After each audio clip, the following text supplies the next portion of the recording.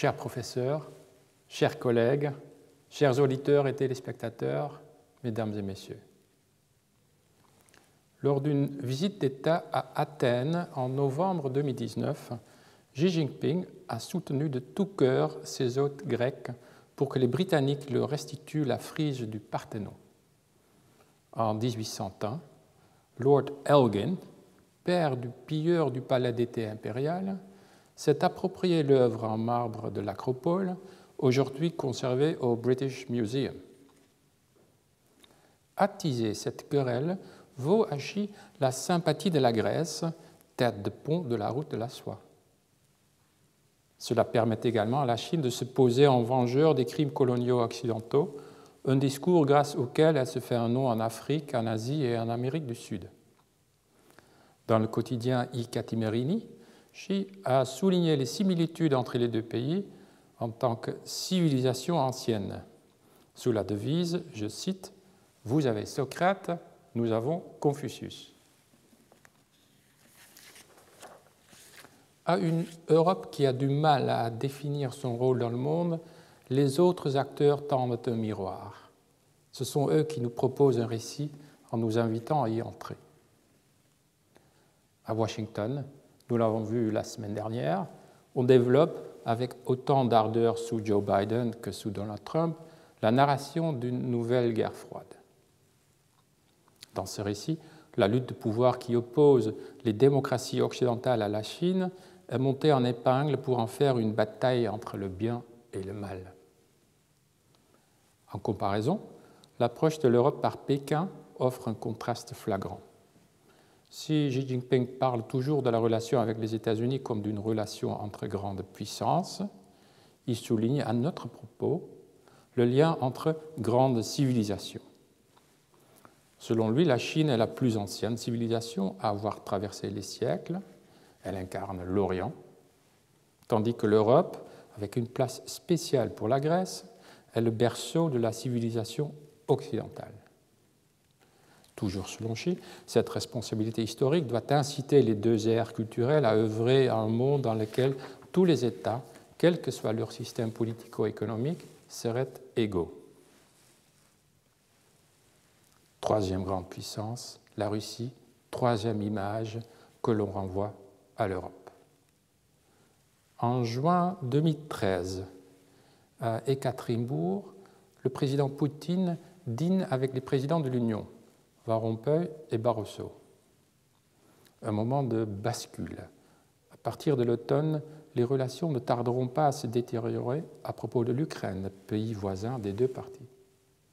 En attendant, pendant ce dernier été d'innocence, dans cette ville eurasienne juste à l'est de l'Oural, un Vladimir Poutine tourné vers l'ouest fait valoir un héritage chrétien commun. En effet, Moscou se considère de nouveau comme la troisième Rome, descendante des empereurs et des papes. Qu'il s'agisse de la démocratie, de la civilisation ou de l'héritage religieux, les acteurs et les observateurs extérieurs à notre continent considèrent que l'ensemble européen a une identité historique et culturelle propre, terreau propice à un récit.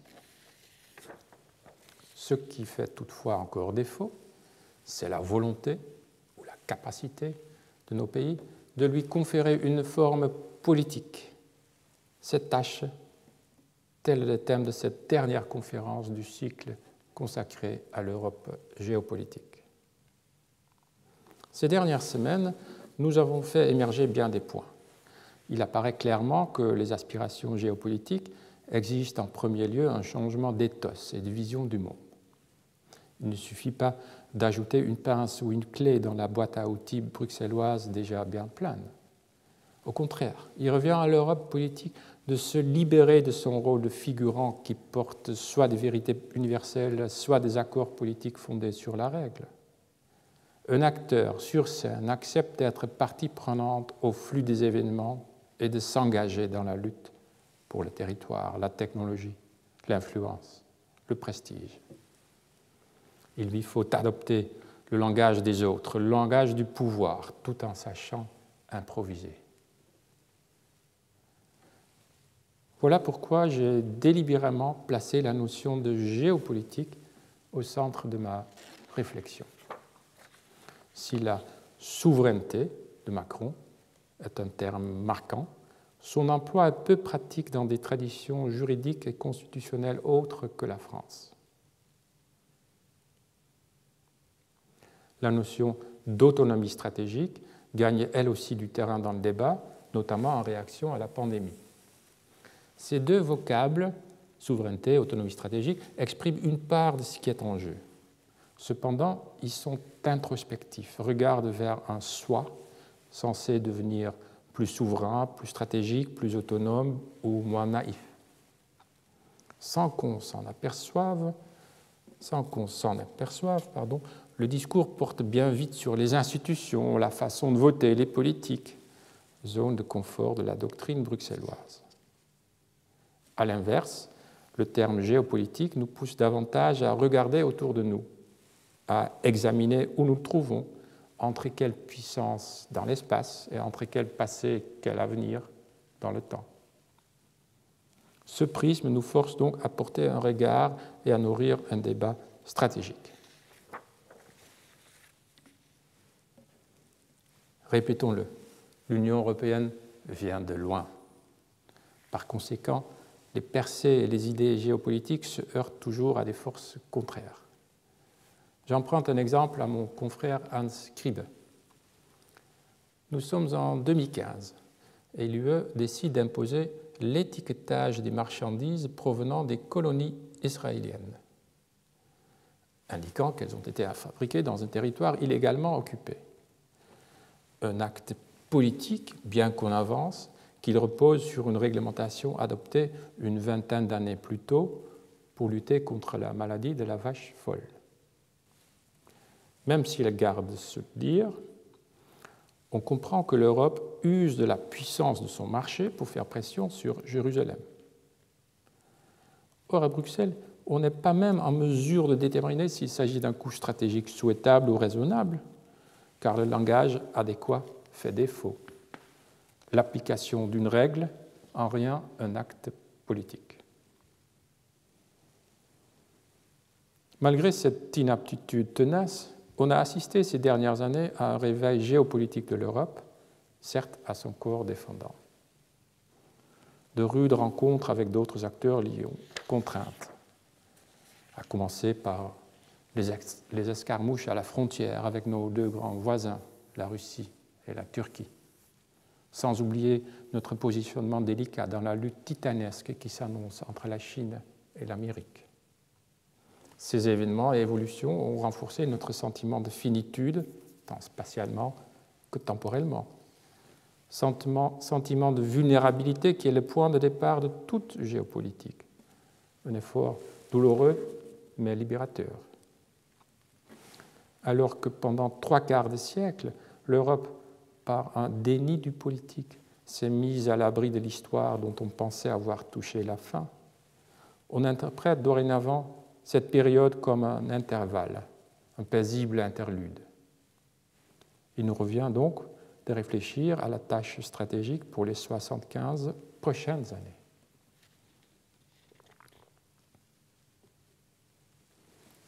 Esquissons quelques grandes lignes de cette mission stratégique. Comme les semaines précédentes, nous passerons vite sur les politiques de l'Union et sur les actions immédiates à entreprendre. Il sera plutôt question, pour reprendre un trident anglais, non de policies, les politiques publiques, mais de politics, le jeu politique, et de polity, l'ordre politique. Avec un peu de bonne volonté, on pourrait voir là une critique de la raison géopolitique. Élaborer cette mission se conçoit aisément sur la base des 3 immenses atouts de la diplomatie chinoise déjà évoqués: le centralisme, le lien stratégique et un récit ancré dans le temps long. En laissant enchevêtrant, Pékin, comme à d'autres égards Washington, se donne une confiance en soi naturelle, une grande capacité à fixer des priorités stratégiques et à les mettre sans tarder en pratique. Quant au centralisme, le sujet est vite traité. On ne peut l'envisager en Europe de la même façon qu'en Chine ou en Russie. Dans nos démocraties libérales, le changement stratégique ne peut résulter d'une décision prise du haut vers le bas. Il se manifeste sous la forme d'un lent glissement induit par de nombreux choix publics. En outre, l'identité historique et constitutionnelle du vieux continent est marquée par la pluralité, par une diversité unique de cultures et de peuples sur un petit territoire. Voilà pourquoi notre union n'est pas un État, et pas non plus en passe d'en devenir un. Elle se développe comme une union d'États. De ce fait, l'un des trois atouts majeurs du développement géopolitique de la Chine, la dynamique centralisatrice, se trouve donc hors de portée de l'Europe. Point n'est besoin de s'en attrister. La pluralité démocratique et culturelle est la condition de notre liberté, et c'est là une énorme force. Le processus décisionnel de l'UE ne peut donc échapper à la quadrature du cercle. Comment décider à plusieurs? Comment mener sa barque, y compris au milieu d'une tempête, en étant plusieurs à la barre? À compter des années 70, c'est la nécessité d'accroître le pouvoir de décision qui a été à l'origine des principales modifications institutionnelles. Le tout dans le cadre d'une lente métamorphose d'une communauté politique de la règle en un ensemble européen capable, à partir de 1989, de mener de surcroît une politique de l'événement. On peut penser, en l'espèce, à l'émergence du Conseil européen comme arbitre suprême et décideur en temps de crise, à la mise en place des présidences stables pour le Conseil Affaires étrangères, l'Eurogroupe ou le Conseil européen, à des cabinets de crise en coulisses, ou encore à la création du service diplomatique, voire à toutes sortes de formes et de variantes pour faciliter la prise de décision en matière de politique étrangère afin de contourner le veto. Dans certains domaines, par exemple le commerce, l'Union dispose d'un porte-parole central fort, convaincant vis-à-vis de l'extérieur dès lors qu'il est explicitement mandaté par tous les acteurs. Toutefois, ce rôle n'est pas approprié pour tous les domaines. Deuxième grand atout, la conscience stratégique. Depuis quelques années, et notamment en raison du défi chinois, on reconnaît la nécessité d'intégrer les intérêts politiques, économiques et sécuritaires dans une seule et même vision. Pour la première fois, on recourt à des critères géopolitiques en plus de simples considérations liées aux intérêts commerciaux et financiers. Par exemple, dans l'évaluation des investissements étrangers, on en a parlé. Bien sûr, des obstacles redoutables se présentent ici aussi, dont deux sautent aux yeux. Tout d'abord, l'Union se caractérise par une culture de politique morcelée. En témoigne sa réponse à l'ambitieuse initiative Belt and Road du président Xi, la nouvelle route de la soie. Depuis 2018, l'UE dispose d'une stratégie de connectivité axée sur l'Asie, qui s'apparente clairement à une riposte aux ambitions chinoises, même si le document s'abstient d'y faire référence. Or, cette politique se cantonne toujours à la sphère des programmes et de la fixation de normes, sans véritable connexion avec les autres domaines d'action. Une vision globale qui relierait projets ferroviaires et portuaires à la réflexion sur la migration, le climat, l'innovation, ou à une analyse des rapports de force fait défaut. Il y a un deuxième obstacle majeur. Les États membres n'ont pas tous la même définition de leurs intérêts stratégiques. Quand la France s'engage militairement pour la sécurité de l'Europe contre la menace islamiste au Sahel, et même avec l'appui de soldats hollandais, danois et estoniens, des voix dans l'opinion publique allemande qualifient cette action de néocolonialiste, d'expression d'une grandeur bien passée. Les exemples sont légion, inutile de développer. À certains moments, Là réside la nouveauté. L'Union a montré cette capacité stratégique globale. Ainsi, lors de la crise migratoire à notre frontière sud, abordée lors de la première conférence. Mais là, il s'agissait d'une situation de crise aiguë. La survie de l'Union était en jeu. Mieux vaut qu'une telle discussion stratégique sur les intérêts et objectifs partagés ait lieu avant que Dame Fortune ne vienne mettre en évidence les vulnérabilités de notre continent. On comprend dès lors pourquoi, en termes de vision stratégique intégrale et de pouvoir décisionnel centralisé, il convient d'effectuer ces prochaines années un important travail conceptuel, institutionnel et pratique. Par exemple, faire l'inventaire de toutes les relations de politique étrangère, tâche entamée par la Commission. Du point de vue géopolitique, tout peut potentiellement acquérir une importance stratégique, y compris un simple programme d'échange touristique. Il s'agit également d'instaurer des forums décisionnels qui mettent de la cohérence entre ce qui se passe à Bruxelles et dans les capitales, et d'articuler plus clairement les moyens disponibles pour jouer simultanément les rôles de partenaires, de concurrents et de rivales systémiques vis-à-vis de la Chine et de la Russie, de mieux définir les lignes rouges que nous tenons à défendre, ou encore l'espace où il nous est possible de négocier et d'aboutir à des compromis. Au fond, il s'agit toujours de se donner la capacité de porter un jugement politique faisant autorité. J'insiste sur cette expression. L'Europe est confrontée à des choix tragiques. La sécurité et la prospérité ne vont plus de soi. La finitude spatiale et temporelle signifie que tout ne peut pas toujours être accompli en même temps. Ou, pour reprendre les termes grecs de la conférence précédente, le passage du kairos au topos dans l'espace et du chronos au kairos dans le temps réclame ce qu'Aristote appelle la phronésis, la sagesse et la capacité de jugement. Cette catégorie de pensée et d'action se distingue de la techné, l'action efficace du savoir-faire, vocable que l'on retrouve dans technologie et technocratie. Alors que l'appareil décisionnel bruxellois a été conçu pour organiser un consensus technique et réglementaire, il lui faut désormais assumer les dilemmes de notre temps, passer du savoir-faire au phronésis.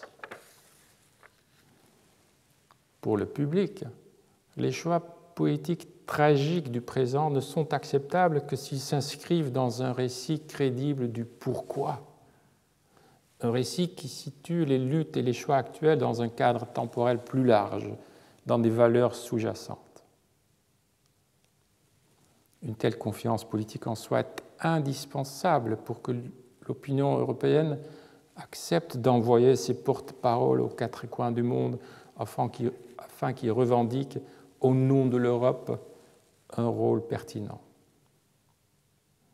Ceci nous amène bien sûr au troisième atout stratégique majeur, sujet principal de cette conférence qui porte sur l'entrée de l'Europe dans l'histoire, le récit.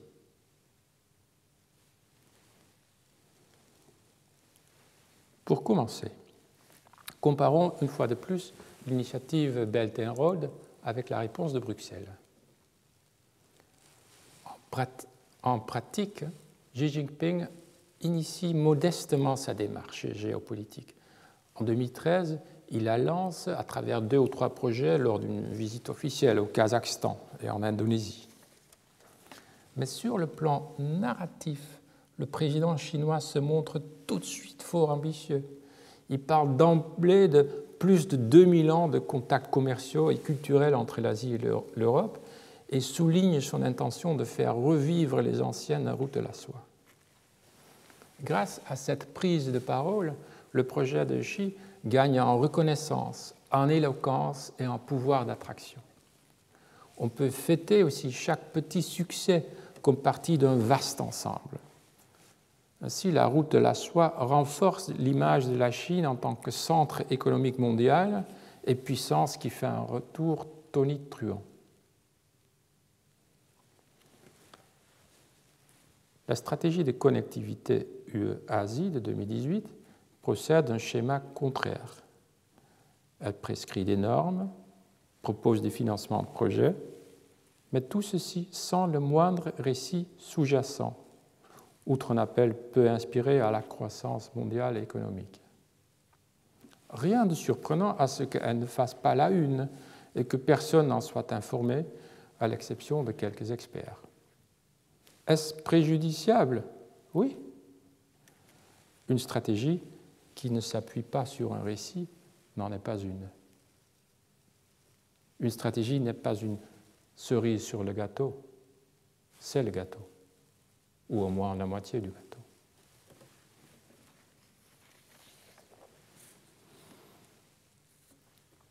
Récit et pouvoir sont inextricablement liés l'un avec l'autre. Personne n'a mieux exprimé cette intuition que Michel Foucault, ici même, lors de sa leçon inaugurale au Collège de France en décembre 1970. Depuis longtemps, l'une des phrases de son ordre du discours est gravée dans mon esprit. Je cite : « Le discours n'est pas simplement ce qui traduit les luttes ou les systèmes de domination, mais ce pourquoi, ce par quoi on lutte, le pouvoir dont on cherche à s'emparer. » La nouveauté pour l'Europe, c'est que l'Union a reconnu que nous sommes en fait en plein dans une guerre mondiale de récits. Cette percée a eu lieu par l'intermédiaire du haut représentant Josep Borrell le 24 mars 2020. En rien un hasard, puisqu'on était au début de la pandémie. L'Europe se trouvait à bout de souffle, la Chine lançait sa diplomatie du masque. Les propos de Borrell vont au-delà de la simple déploration ou réfutation des inexactitudes factuelles de la propagande des rivaux. Les récits, après tout, ne tournent pas seulement autour de la vérité ou du mensonge, ils recèlent une propre puissance créatrice et performative. Ils peuvent devenir vrais. L'Europe ayant reconnu l'entrelacement du récit et de la puissance, par où peut-elle ou doit-elle commencer? L'attrait de l'universalisme est fort, tout comme est forte la tentation de se fondre dans un Occident qui englobe les États-Unis et le Canada. Mais voilà, les rapports mondiaux ont tout simplement changé. En conséquence, une image claire et forte de soi nécessite de la part du vieux continent une double émancipation narrative. D'une part, le pôle de puissance qu'est la Chine de Xi a provincialisé l'universalisme. À l'été 2020, renforcés dans leurs convictions par l'implosion pandémique états-unienne, des intellectuels chinois loyaux à leur gouvernement ont dit au New York Times, je cite, « Quand j'étais faible, je devais suivre toutes vos règles. À présent que je suis fort, j'ai confiance en moi. Pourquoi ne pourrais-je pas, dès lors, établir mes propres règles, valeurs et idées ?» Fin de citation. Les valeurs universelles, qu'est-ce que cela veut dire politiquement quand le plus grand pays du monde n'y souscrit pas et n'a aucune intention de le faire? D'autre part, l'égoïsme de l'Amérique de Trump a rompu le charme narratif de l'Occident. Après les années 2016-2020, avons-nous conclu la semaine passée, les Européens auront du mal à croire encore à la promesse de la Pax Americana, même s'il ne faut pas sous-estimer la force de conviction de la fabrique de récits washingtonienne, hollywoodienne. Récemment, on a assisté à deux tentatives fascinantes de formuler un autre type de récit pour l'Europe. Toutes deux au plus haut niveau politique, l'une à Bruxelles, l'autre à Paris, toutes deux nées du sentiment de vulnérabilité géopolitique. Tout d'abord, lors de sa prise de fonction en septembre 2019, la présidente de la Commission, Ursula von der Leyen, a chargé l'un de ses vice-présidents, le grec Margaritas Skinas, de protéger notre mode de vie européen.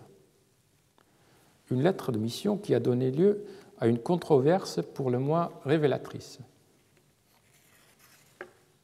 Face aux critiques dans l'opinion publique et au Parlement, on a modifié l'intitulé « Protéger » par « Promouvoir ». Il s'agissait d'éviter de donner l'impression que les migrations, domaine politique que le commissaire concerné allait coordonner, sont une menace contre laquelle il faudrait protéger notre mode de vie, notre way of life. Ces reproches amènent Mme von der Leyen à exposer dans la presse européenne le concept en question, partant d'un événement remontant à 1989. Je cite: « Voici 30 ans, le mois dernier, 2 millions de personnes à travers les États baltes se donnaient la main pour former une chaîne de la liberté de plus de 600 km de long. Ces gens ont montré la force unificatrice de nos valeurs communes, la liberté, l'égalité, la démocratie et le respect de la dignité humaine. » Madame von der Leyen, qui entend diriger une commission géopolitique, ne craint pas de revendiquer une identité et un récit en propre pour l'Europe. Il reste cependant difficile dans la mise en œuvre d'échapper à l'attrait de l'universalisme. Tiré de l'article 2 du traité sur l'Union, les valeurs qu'elle mentionne, liberté, démocratie, égalité, etc., ne s'éloignent guère des formulations de la Déclaration universelle des droits de l'homme. Pour la pensée européenne, essentiellement post-catholique, il est encore difficile de dire adieu à l'universel. Sous ce jour, il est amusant de voir comment le commissaire en question vient d'intervenir dans la bataille gréco-britannique pourtant sur la friche du Parthénon. Une bataille attisée par le Premier ministre grec conservateur Mitsotakis et à laquelle, on l'a vu, Xi Jinping a mêlé sa voix. Le mois dernier, dans le journal grec Ta Nea, le Premier ministre Boris Johnson, il s'est fait photographier à Downing Street à côté d'une tête en plâtre de son héros Périclès. Johnson a réaffirmé fermement la position britannique: les marbres restent au British Museum. Le lendemain, le commissaire Skinas a déclaré sur Twitter: leur place est au Parthénon. En ces temps difficiles, le patrimoine culturel universel devrait élever l'humanité et non la diviser. S'agit-il des propos d'un vice-président bruxellois d'humeur à en découdre au sujet de l'après-Brexit? D'un homme politique grec qui suit la ligne du parti? D'un combattant neutre de la justice patrimoniale? Qui nous le dira?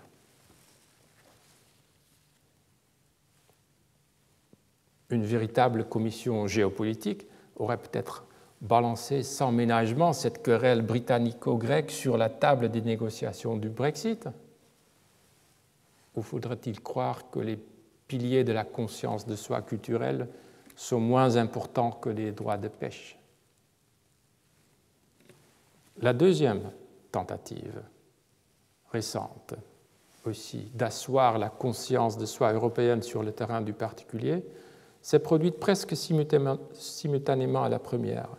C'était à Paris, dans un discours aux ambassadeurs français prononcé par le président Emmanuel Macron. Prenant acte de la fin de l'hégémonie occidentale sur le monde, Macron observe de nouvelles puissances qui se pensent comme de véritables États-civilisations. Il est frappé de voir aujourd'hui la Chine, l'Inde et la Russie animées d'une inspiration politique beaucoup plus forte que les Européens, un imaginaire que nous avons perdu. Avec plus de clarté et de franchise que tout autre dirigeant, Macron affirme que si nous n'agissons pas, je le cite encore, l'Europe disparaîtra. L'Europe disparaîtra avec l'effacement de ce moment occidental, lorsqu'elle devra choisir de rejoindre l'un des deux grands pôles de puissance, les États-Unis ou la Chine.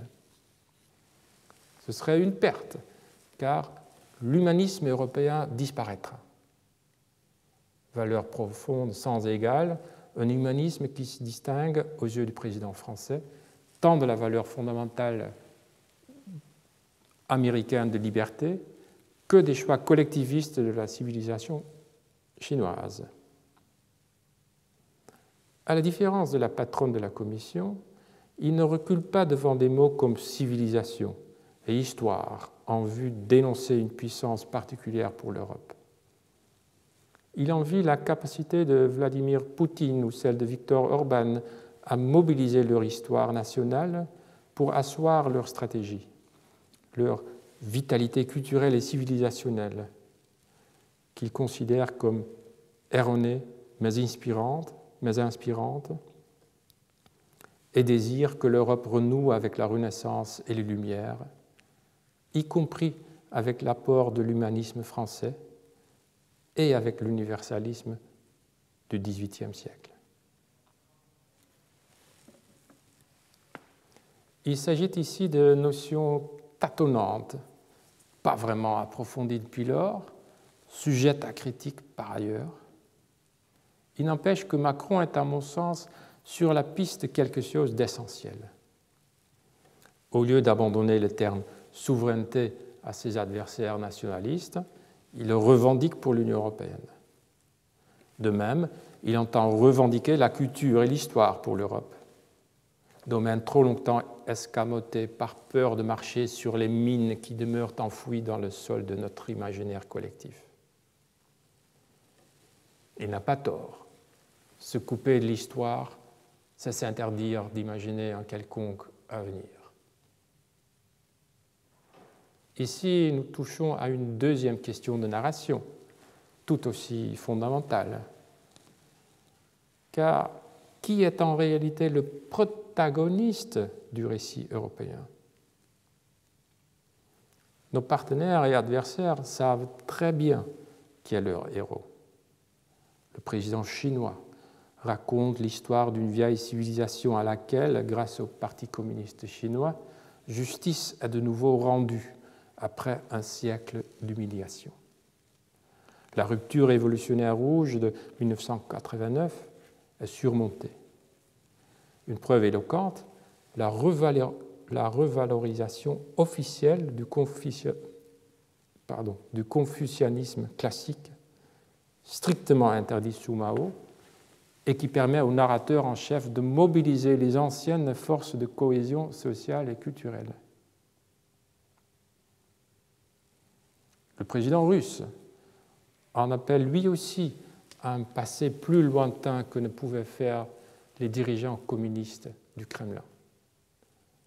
Il accorde un rôle majeur à l'Église orthodoxe et à l'empire médiéval de la Rousse, de Kiev, ce qui, au passage, légitime quelques revendications sur les terres ukrainiennes.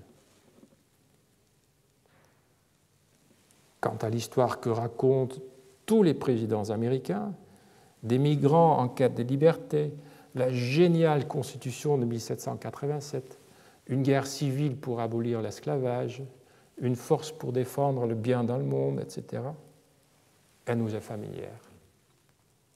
Après la parenthèse trumpiste, Joe Biden reprend à son compte le récit habituel, ainsi que l'exprime précisément sa notion de point d'inflexion de l'histoire mondiale lancée à Munich. Le point où une ligne jusqu'alors ascendante, après une brève chute, repart vers le haut. Ces exemples devraient inciter l'Europe à regarder à son tour plus loin en arrière, et là réside la quintessence de mon propos, à changer de protagoniste. En un mot, au contraire de la civilisation européenne, la jeune Union européenne n'est pas à même de porter notre intrigue.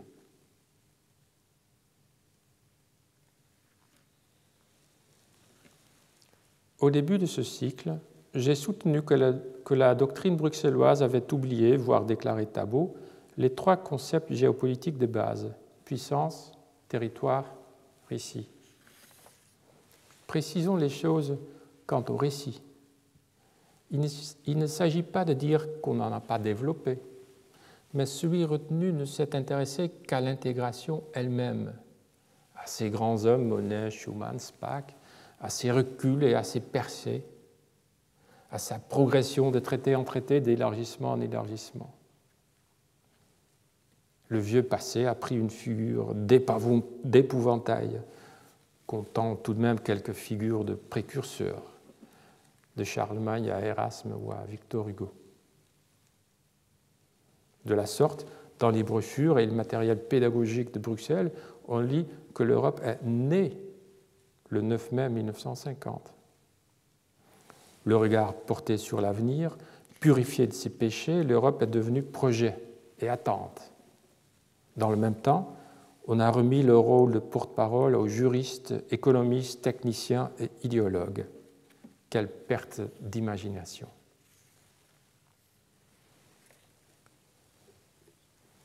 La géopolitique européenne nécessite un récit ayant la civilisation européenne pour héros et dans lequel on pourrait considérer l'Union comme l'expression politique actuelle de celle-ci, en tant qu'héritière du concert européen des débuts de la modernité. À l'aune de cette conclusion provisoire, cher public, revisitons une dernière fois nos catégories d'espace et de temps, cette fois donc dans le contexte du récit. Deux remarques tout d'abord à propos de l'image spatiale que l'Europe a d'elle-même. La première concerne la frontière. Dans son éloge des frontières de 2010, Régis Debray souligne le lien intime entre borne et récit, carte et légende. Et je cite, « Un peuple, c'est une population, plus des contours et des compteurs. »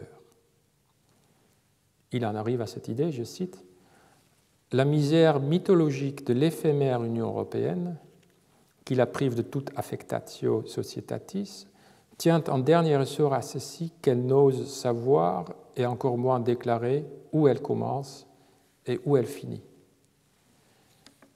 Une critique fondée, avons-nous dit au préalable, à cette nuance près que l'Union change. Réveillée en sursaut par la Russie et la Turquie lors des grands conflits frontaliers de 2014 et depuis lors, nous voici aujourd'hui confrontés en tant qu'Union à la question suivante. Laissons-nous à nos voisins le soin de crier halte ou osons-nous tracer nous-mêmes la frontière? Qui peut encore croire que l'avenir de la Turquie d'Erdogan se jouera au sein de l'UE? Qui doute encore, depuis ces dernières années, que la Russie hésitera à s'opposer à notre expansion vers l'Est, si nécessaire par la force armée? L'heure de l'ambiguïté diplomatique est révolue. Cependant, deux conceptions différentes de la frontière s'entravent.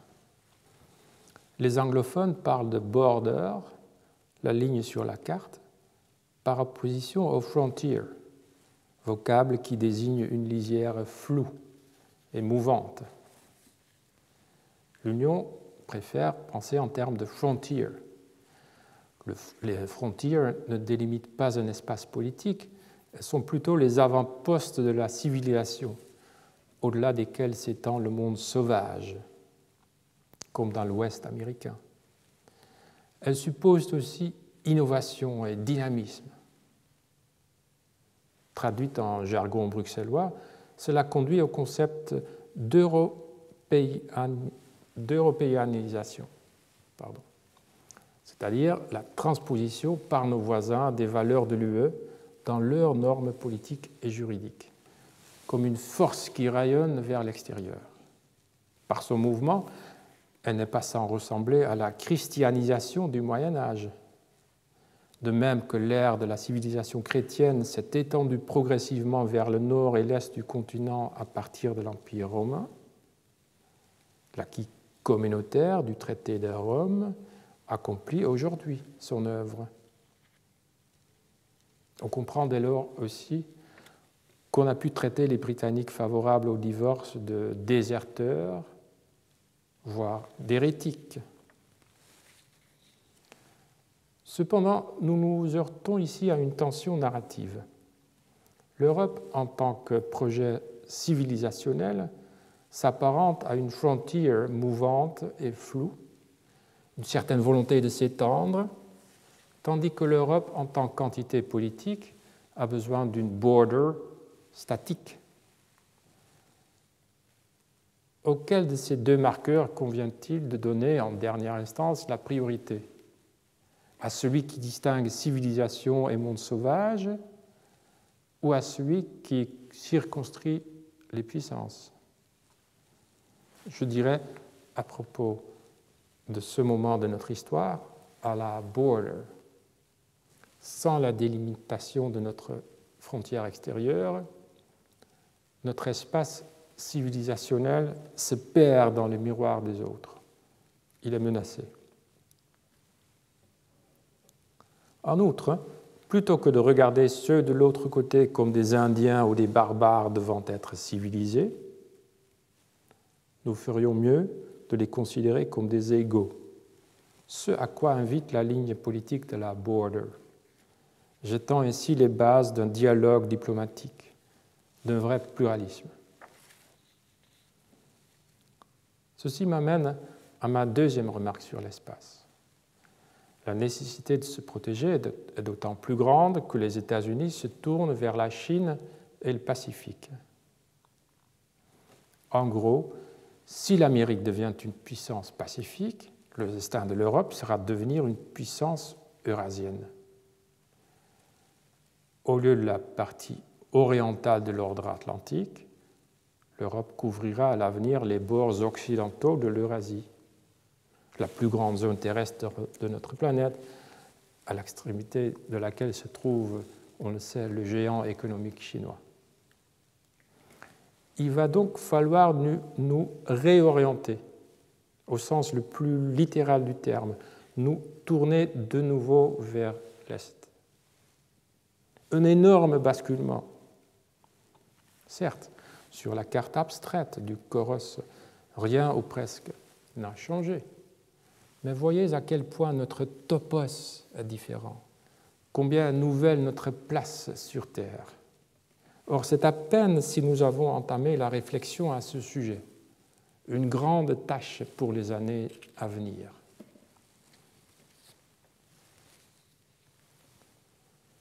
La même chose vaut pour le récit relatif à notre place dans le temps. Lui aussi convient de l'ajuster. L'image temporelle que l'UE a d'elle-même présente deux faiblesses. La première est ce pari illusoire sur l'avenir dont il a déjà été question. L'Union n'est pas la porte d'entrée de la fin de l'histoire. Le reste du monde ne suit pas le mouvement vers un monde multilatéral. Deuxième faiblesse, cette image temporelle de soi relève de l'hypocrisie quant à la rupture avec le passé. La présentation de l'unification européenne comme une échappatoire au bourbier de la politique de puissance ne tient pas compte de la mesure dans laquelle les communautés de l'après-guerre ont fait elles-mêmes partie d'un projet géopolitique, le renforcement de l'Occident dans la lutte mondiale contre l'Union soviétique. À rebours des idées pieuses, ce sont à chaque fois des historiens, tels récemment Mark Gilberts et Kiran Patel, qui nous ont rappelé ce fait. Pareille considération nous aide à changer le protagoniste du récit européen, à donner à l'aventure européenne de l'après-guerre sa place dans un temps historique plus long. Toutefois, ce renversement de protagoniste de l'UE à l'Europe nécessite un troisième revirement temporel. Pour résumer cela en peu de mots, le projet européen doit se libérer d'une conception paulinienne du temps. Je m'explique. Les fondateurs de l'Europe ont rendu tolérable la longue attente de nouvel ordre politique en recourant à une astuce qui rappelle l'intervention de l'apôtre Paul. Qu'est-ce qu'il a fait? Il a parlait d'un événement advenu, la résurrection de Jésus, tout en affirmant que l'histoire du salut n'était pas pour autant terminée. Entre la résurrection et la fin du temps, il y avait selon lui un présent spécifique qui échappait au temps historique ordinaire et qui consistait dans l'attente de la rédemption définitive. Une période transitoire, donc de déjà et de pas encore, qui allait offrir le cadre de l'expérience chrétienne du temps. Et c'est sur un mode parfaitement semblable que l'orthodoxie bruxelloise évoquait la fondation européenne couchée dans un traité, tout en proclamant que le véritable télos de l'Europe n'était pas encore atteint. Cette Europe en construction était elle aussi déjà et pas encore. Les fondateurs ont tiré une ligne temporelle paulinienne entre la première pierre et la cathédrale d'une fédération loin d'être achevée. Ils ont donné ainsi un sens au futur, porteur d'une promesse. Il devenait possible de scruter l'horizon pour y voir des signes de son avènement. Afin de devenir un acteur géopolitique qui prend les secousses du monde au sérieux, l'Europe doit se libérer de cette eschatologie. Pour certains idéologues bruxellois, et cela m'a toujours frappé depuis que je les côtoie, la tentation semble grande de percevoir dans chaque nouvelle crise, aussi douloureuse et dangereuse soit-elle, la promesse d'une Europe unie. Contre cette tentation d'une fuite hors du monde, le moment machiavélien, déjà évoqué la semaine dernière, offre le meilleur remède. Ce moment où un ordre politique, prenant conscience de sa propre mortalité, nous ramène sur terre et dans un présent mouvementé. Ce moment qui nous oblige en outre à lire le temps d'ici-bas, non pas en termes d'espoir et de salut, mais de kairos, d'époque et d'opportunité.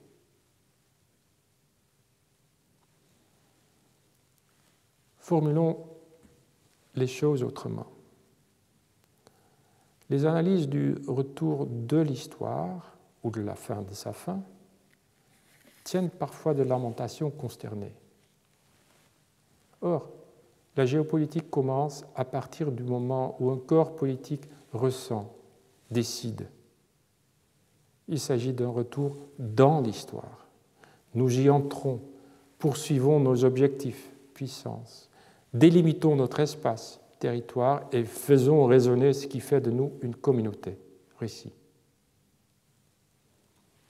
Négliger cela, s'abstenir d'agir, c'est risquer un moment kairos d'humiliation, à l'instar de la Chine en 1860, lors du pillage du palais d'été, à l'instar de nos pays qui en ont tous connu au moins un par le passé, autant d'exemples que nous voudrions éviter de revivre. La nouveauté que l'opinion publique perçoit de mieux en mieux, c'est que les grands événements commencent à nous toucher de façon très concrète en tant qu'Européens, y compris en tant qu'ensemble européen. Alors que, grâce à l'intégration européenne, nous partageons depuis 3 générations le temps de l'horloge technique, celle du chronos. Voici que l'horloge historique, celle de notre kairos, retentit de plus en plus fort.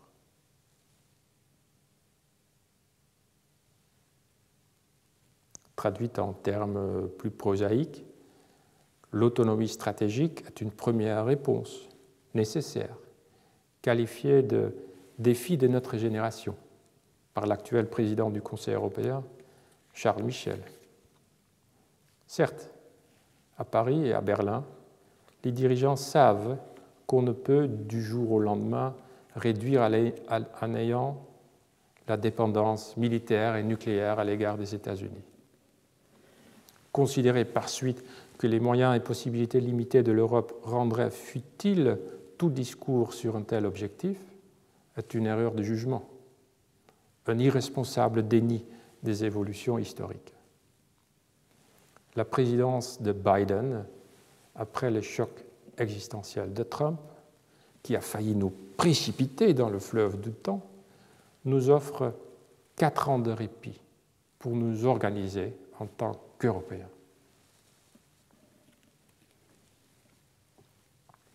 Quelques conclusions à la fin de cette conférence sur l'entrée européenne dans l'histoire.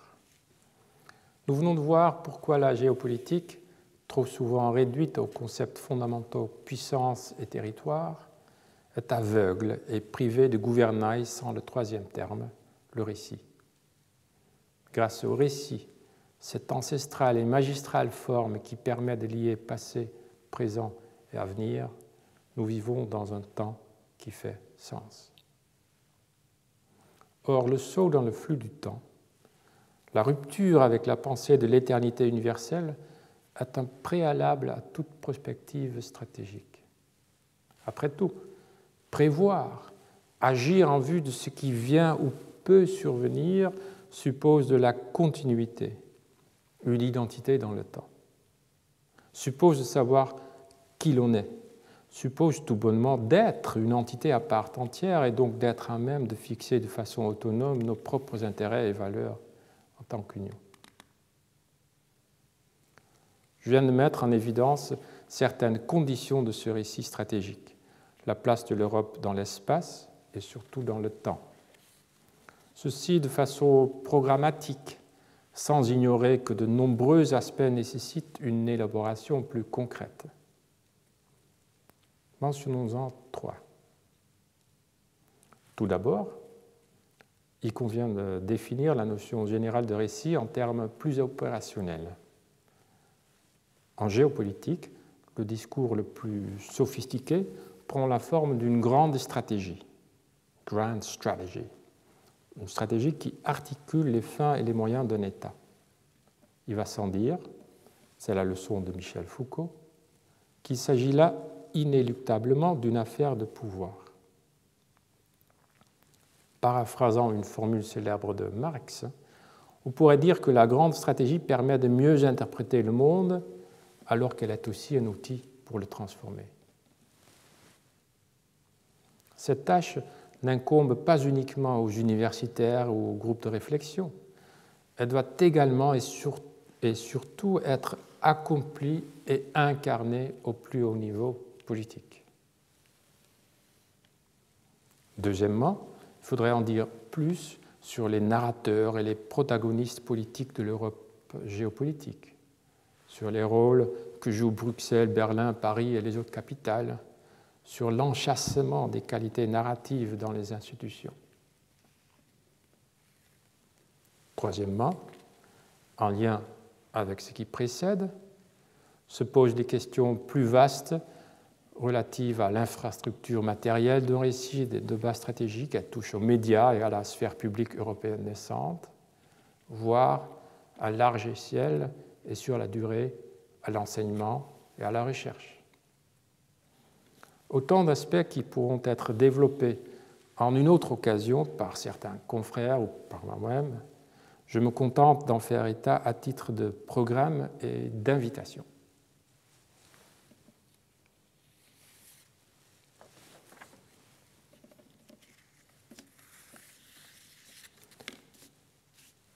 Chers professeurs et collègues, mesdames et messieurs, ma 4e conférence clôt ce cycle sur l'Europe que le Collège de France m'a donné l'honneur d'inaugurer. Rassurez-vous, je ne vais pas tenter de résumer mon propos. J'espère avoir montré que le sujet mérite bien plus qu'une énième exhortation à mieux faire, qu'on assiste à un véritable réveil en acte et en parole. Si ce réveil se produit souvent à contre-cœur, il ne s'agit pas moins de l'embrasser tout en reconnaissant l'ampleur et la radicalité de la tâche. Je préfère terminer en m'adressant à vous, Français. Étant venu vous dire tout ceci depuis l'étranger, moi qui pense dans une autre langue que la vôtre, Je sais par expérience que ce genre d'exposé tombe ici en terre fertile. Le langage de la politique, de la puissance, vous êtes très naturel, vous le respirez. Malgré la machine de dépolitisation bruxelloise, Paris, l'Élysée, les quais, etc., n'a pas cessé de réfléchir et d'agir en conséquence. Mais n'oubliez pas que ce n'est pas le cas de tout le monde en Europe. Cette pensée est étrangère à certaines opinions publiques et systèmes de gouvernement. Certes, le président Macron s'est adressé à toute l'Europe depuis la Sorbonne, mais son message n'a pas toujours été bien compris, voire pas compris du tout. Cela tient à la langue, à ses idiotismes, et donc à la conception du politique, à la manière d'être au monde. Autrement dit, le propos demande à être traduit, tant au sens propre qu'au sens figuré. Heureusement, l'obstacle est surmontable dans notre Europe, continent d'écrivains et de traducteurs. Sans les mots et leur traduction, impossible de construire la sphère publique au sein de laquelle raconter une histoire, la transmettre, l'écouter et en débattre.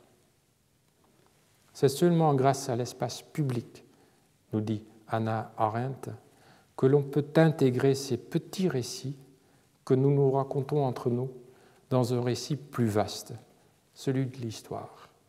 À défaut, il se perdrait dans le temps.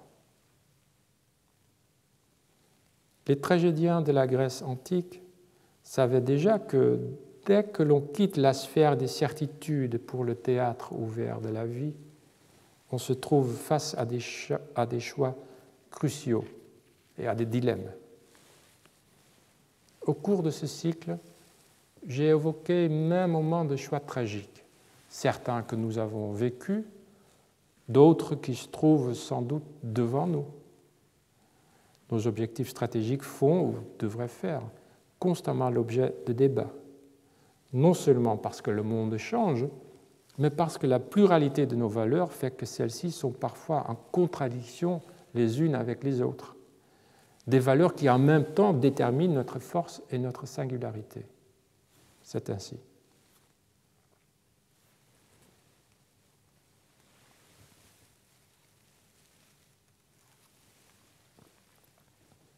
Tandis que l'histoire américaine est au fond un jeu de moralité, de right contre might, la russe, une chronique cynique, might contre might, la chinoise, une harmonie bien agencée, l'européenne nous inculque le sens tragique de ce qu'est souvent la politique, right contre right, la paix contre l'équité, la sécurité contre la démocratie, l'égalité contre la liberté.